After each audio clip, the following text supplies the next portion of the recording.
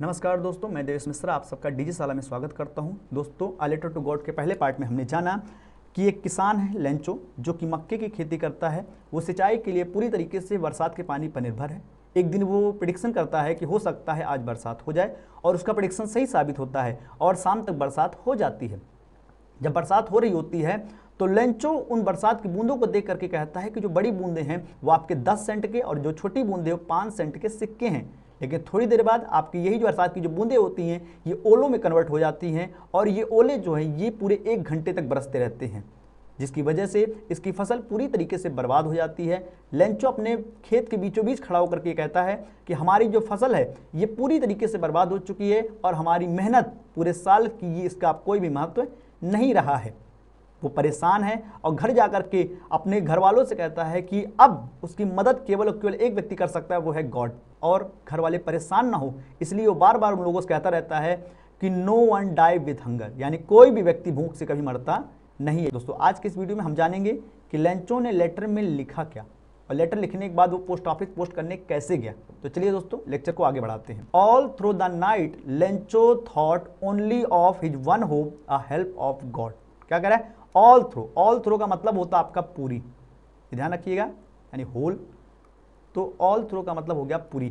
All through the night यानी पूरी रात जो है, Lencho thought only of his one hope. Lencho जो है वो थॉट मतलब होता है सोचना, लेंचो सोचता रहा, ओनली ऑफ केवल इकलौती, वन होप अपनी इकलौती उम्मीद के बारे में सोचता रहा। और देखिए क्या लिखा हुआ है, कॉमास के बीच में लिखा हुआ है द हेल्प ऑफ गॉड, यानी किस बारे में? भगवान से मदद के बारे में। देखिए समझिए, लेंचो की इकलौती उम्मीद केवल और केवल भगवान है, बाकी इसका कोई रिलेटिव इसके दूर दूर तक नहीं, और सोसाइटी में भी जहां ये रहता है वहां पर कोई भी नहीं रहता है। हुज आइज, देखिए गॉड के बाद 2 कॉमास के बीच में लिखा गया है हुज आइज, यानी जिसकी आंखें, किसकी आंखें? गॉड की आंखें जो है। As he had been instructed, instructed मतलब होता है बताना, जैसा कि, एज मतलब जैसा कि ही उसे बताया गया था। सी एवरीथिंग, सब कुछ देखती हैं। देखिए इसने क्या किया, कॉमास के जरिए अपनी पूरी बात को कह दिया, स्ट्रक्चर को इसने बिल्कुल भी टच नहीं किया। इसका पूरा मतलब क्या हुआ है कि all through the night Lencho thought only of his one hope, पूरी रात लेंचो अपनी इकलौती उम्मीद के बारे में सोचता रहा, और वो उम्मीद क्या थी? द हेल्प ऑफ गॉड, भगवान की मदद।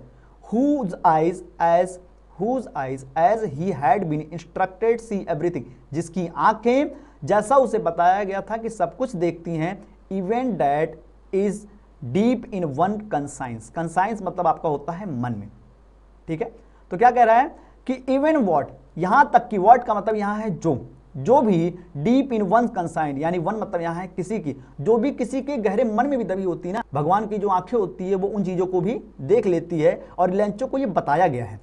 आगे क्या कह रहा है? Lencho was an ox of a man. देखिए Lencho was an ox of a man, Lencho जो है एक व्यक्ति था, जो यहाँ पे बैल नहीं है, यहाँ पे मतलब है लेंचो एक व्यक्ति था जो एक बैल के तरीके यानी जानवर के तरीके अपने खेतों में काम करता था। Working like an animal in the field, working like यानी काम करता था, लाइक मतलब होता है जैसे कि कोई जानवर अपने खेतों में काम करता है। But still he knew how to write, लेकिन फिर भी ही न्यू वो जानता था हाउ टू राइट, कि कैसे लिखा जाता है। अब देखिए ये क्यों कहा गया है, देखिए मेन चीज समझिए, अगर वो खेतों में जानवरों के तरीके काम कर रहा है तो आप किसी भी जानवर से उम्मीद नहीं कर सकते कि वो लिखना और पढ़ना जानता हो, लेकिन ये जानवरों के तरीके काम करने के बावजूद इसको कम से कम लिखना तो आता था। जो लिख लेता है तो इसका मतलब ये पढ़ भी लेता था। आगे क्या कह रहा है? The following Sunday at daybreak he began to write a letter. The following Sunday, देखिए क्या कह रहा है? द फॉलोइंग संडे, फॉलोइंग मतलब होता है आने वाला, नेक्स्ट होता है द फॉलोइंग संडे, यानी आगे आने वाले जो संडे थे। At daybreak, daybreak मतलब होता है आपका सुबह सुबह, इसकी शुद्ध हिंदी होती है भोर, लेकिन भोर का मतलब समझ लीजिए early morning, very early morning, यानी बहुत जल्दी जो है। तो अगले संडे को बहुत सुबह ही बिगेन टू, देखिए क्या कह रहा है? He began to write a letter, उसने जो है वो लिखना उसने शुरू कर दिया। क्या? एक लेटर को, which he himself would carry to town, जिसे वो, विच का मतलब जिसे, ही मतलब वह, हिमसेल्फ यानी खुद, would carry to town, carry to का मतलब होता है ले जाना, जिसे वो खुद जो है वो शहर को ले जाएगा। And place in the mail, और इसे मेल बॉक्स में डाल देगा। जब आप पोस्ट ऑफिस वगैरह में जाते हैं तो ये जो आपको, जो यहाँ पे आप लेटर को डालते हैं, पोस्ट करते हैं, वो आपका क्या कहलाता है? Mailbox. It was nothing less than a letter to God, ये कुछ और नहीं, नथिंग मतलब होता है कुछ नहीं, लेस देन या आपका कुछ नहीं था सिवाय अ लेटर टू गॉड, केवल भगवान के नाम एक पत्र था। यानी ये जो पोस्ट करने के लिए जा रहा है, मेल करने के लिए जा रहा है, ये लेटर केवल केवल भगवान के नाम पे एक लेटर है। अब देखते हैं इसने लेटर में क्या लिखा है। गॉड ही रोड, उसने लिखा, देखिए आगे इन्वर्टेड कॉम चल रहा है, यानी जो भी आपको इन्वर्टेड कॉम बताएगी ये सब के सब उस लेटर के कंटेंट है। क्या कह रहा है, God if you don't help me, अगर आप हमारी मदद नहीं करेंगे भगवान, माई फैमिली एंड आई, तो मेरा परिवार और मैं will go hungry this year, हम लोग इस पूरे साल जो भूखे रहने वाले हैं। I need 100 pesos in order to sow my field again, क्या कह रहा है, आई नीड 100 पेसोज। जैसे आप जो है जानते हैं इंडिया में हम रुपया इस्तेमाल करते हैं, तो अमेरिका में डॉलर इस्तेमाल किया जाता है। वैसे जहाँ की ये कहानी है वहाँ पर जो है वहाँ की जो मुद्रा की जो है आप कह सकते हैं यूनिट जो है या जो इकाई है, जो पैसे जो कलेक्ट किए जाते हैं वो पेसोज में कलेक्ट किए जाते हैं। तो क्या कह रहा है कि आई नीड 100 पेसोज, यानी मुझे 100 पैसों की जरूरत है। और पैसों नहीं, पेसोज, याद रखना, पैसों मत लिख देना, यहाँ पे लिखना पेसोज, पेसोज, पैसों मत लिख देना, क्योंकि आपको लगेगा अगर आपने 100 पैसों लिख दिया तो आपको लगेगा कि 1 रुपये मांगा था, तो 100 पैसों नहीं मांगा, 100 पेसोज मांगा इसने। In order to sow my field again, sow मतलब होता है बोना, इन ऑर्डर टू यानी ताकि, सो माई फील्ड अगेन, मैं अपनी फील्ड को दोबारा से बो सकूं, एंड टू लिव, और जीवित रह सकूं, अंटिल, जब तक नहीं, क्या, जब तक क्रॉप कम, जब तक की फसल आ नहीं जाती है, बिकॉज द हेल स्टोन्स, क्योंकि तूफान ने, आगे देखिए लिखा वो डॉट डॉट डॉट, यानी आगे जो पूरी कहानी है कि तूफान ने फसल को बर्बाद कर दिया है, हमारे पास आमदनी की ओर, यानी इस तरीके कुछ चीजें जो थी उसने लेटर में लिख दिया। यहाँ पे क्यों नहीं बताया गया है, क्योंकि इससे जो चैप्टर होता है वो लेंदी हो जाता। आगे क्या कह रहा है, he wrote to God on the envelope, आपका जो है जो लेटर होता है वो किसी लिफाफे में लिखा जाता है, इनवलप मतलब होता है लिफाफा, तो उसने जो लिफाफे पर क्या लिख दिया, टू गॉड यानी भगवान के लिए, पुट द लेटर इनसाइड, और उसके अंतर्गत, उस लिफाफे के अंतर्गत उसने क्या कर दिया, उस लेटर को रख दिया। And still troubled went to town, still trouble का यहाँ मतलब है दुखी होकर के, और दुखी मन के साथ वो शहर की ओर चला जाता है। At the post office he placed a stamp on the letter, और पोस्ट ऑफिस में वो उस आपका जो इनवलप उस पर वो स्टैंप लगाता है, क्या है मतलब समझिए आपको, और उस पोस्ट ऑफिस में वो उस लेटर के ऊपर एक स्टैंप लगाता है जिसको आप टिकट भी कहते हैं। ठीक है, आपको पता है कि अगर आपको पोस्ट ऑफिस से कोई लेटर पोस्ट करना है तो आपको पहले उसके ऊपर एक टिकट को जो होता है चिपकाना पड़ता है, बिना उसके पोस्ट ऑफिस जो है वो आपके लेटर को पोस्ट नहीं करता है। तो क्या किया उसने, उस लेटर पे उसने जो है एक स्टैंप लगाया, and dropped it into the mail box, ये देखिए यहाँ पर ये बना हुआ है, और हम क्या करते हैं जब स्टैंप वगैरह लग जाते हैं, ये मेल बॉक्स होता है, यहाँ से हम लेटर को ड्रॉप कर देते हैं, सीधे अंदर जाकर के उसके जो बेस में गिर जाता है।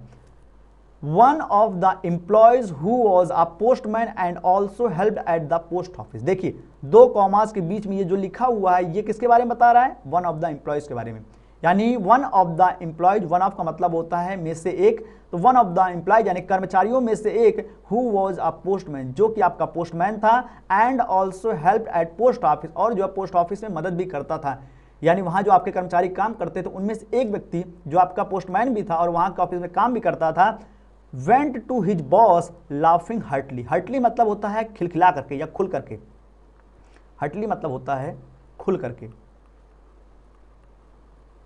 ठीक है, क्या करें, वेंट टू हिज बॉस, वो अपने बॉस के पास गया, लाफिंग हार्टली यानी खुल खुल करके, यानी खुल करके वो हंसते हुए, यानी आपका जो बहुत ज्यादा हंस रहा था।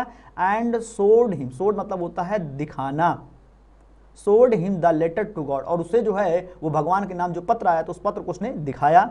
Never in his career as a postman, never in his career, अपने पूरे जो है कार्यकाल, कैरियर मतलब कार्यकाल के दौरान, एज अ पोस्टमैन, पोस्टमैन के रूप में, had he known that address, वो एड्रेस को कभी भी जानता था, यानी अपने पूरे कार्यकाल के दौरान उसको कोई भी ऐसा लेटर नहीं मिला था जिसे उसे भगवान के पास पोस्ट करना हो, इसलिए उसको इस एड्रेस के बारे में पता भी नहीं था। आगे क्या कह रहा है, द पोस्ट मास्टर, देखिए अ फैट एमाइबल फेलो, हमने आपको बताया था कि अगर किसी भी नाउन के बारे में आपको जो एक्स्ट्रा जानकारी देनी हो लेकिन उसका स्ट्रक्चर ना बिगाड़ना हो तो हम क्या करते हैं, उसके बगल में जो है 2 कॉमास या 2 हाइफन के बीच में हम उस एक्स्ट्रा कंटेंट को रख देते हैं। देखिए यहाँ पर 1 हाइफन और ये 2 हाइफन के बीच में रखा गया है द पोस्ट मास्टर, यानी आपका जो पोस्ट मास्टर था, उस पोस्ट ऑफिस का जो हेड था, अ फैट, एक आपका जो है हेल्दी पर्सन, यानी आपका जो है थोड़ा सा जो आपका मोटा व्यक्ति था। एमाइबल, एमाइबल मतलब होता है हंसमुख, ध्यान रखिएगा, हम यहाँ पे लिख दे रहे हैं, एमाइबल मतलब होता है हंसमुख।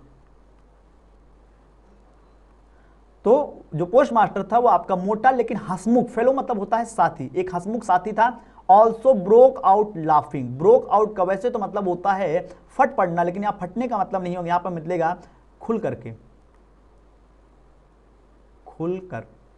ब्रोक आउट का मतलब है खुल करके, वो भी जो है खुल करके हंसने लगा। But almost immediately he turned serious, लेकिन ऑलमोस्ट यानी लगभग, इमीडिएटली तुरंत ही टर्न्ड सीरियस, वो तुरंत ही सीरियस हो गया। And tapping the later on his desk, और क्या कह रहा है कि and tapping the later on his desk. Tapping मतलब होता है थपथपाना या आपका जो है टकराना। जब आप किसी चीज को जो होता है, जैसे मान लीजिए अगर आपका ये टेबल है और इस पर आप ऐसे से टक टक जो कर रहे हैं, ये आपका क्या कहलाता है, टैपिंग कहलाता है। तो उसने क्या कर दिया, उस लेटर को अपने डेस्क पर जो है टपटकाने लगा, यानी आपका उस लेटर को अपने डेस्क पर जो है वो टाइप करने लगा। कमेंटिंग, और ये कहता है, कमेंट मतलब होता है कहना, व्हाट फेथ, देखिए एक्सक्लेमेटरी साइन है, आश्चर्यचकित होकर के कह रहा है कि क्या विश्वास है। फेथ मतलब होता है विश्वास। I wish I had the faith of the man, मैं चाहता हूं, आई हैड द फेथ, कि मेरी भी जो है ऐसा इस व्यक्ति के तरीके विश्वास होता, यानी मेरा भी जो है ऐसा इस व्यक्ति के तरीके विश्वास होता, हु रोड दिस लेटर, जिसने इस लेटर को लिखा है। यानी पोस्ट मास्टर कह रहा है कि जितना इस व्यक्ति को विश्वास है कि भगवान के नाम लेटर लिखेगा और भगवान इसके लेटर का जवाब देंगे, उतना काश मुझे भी विश्वास होता। Starting up correspondence with God. Correspondence मतलब होता है पत्राचार, इसकी शुद्ध हिंदी जो है वो क्या है, पत्राचार।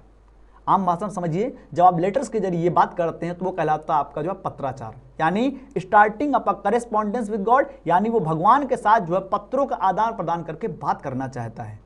तो दोस्तों, आज के इस वीडियो में जाना कि लेंचो ने अपने लेटर में क्या लिखा, और जब लेटर को पोस्ट ऑफिस में उसने पोस्ट किया तो उस पोस्ट को देखने के बाद उस पर जो आपका टाइटल लिखा हुआ था गॉड के लिए, उसको देख करके पोस्टमैन और पोस्टमास्टर दोनों पहले काफ़ी ज़्यादा खुश हो जाते हैं, काफ़ी ज़्यादा हंसने लगते हैं, लेकिन बाद में जो पोस्टमास्टर होता है वो सीरियस होकर के कहता है, इस व्यक्ति जैसा विश्वास काश मेरे अंदर होता ताकि मैं भी इस व्यक्ति के तरीके भगवान से आपका जो है लेटर का आदान प्रदान करके बातचीत कर सकता था।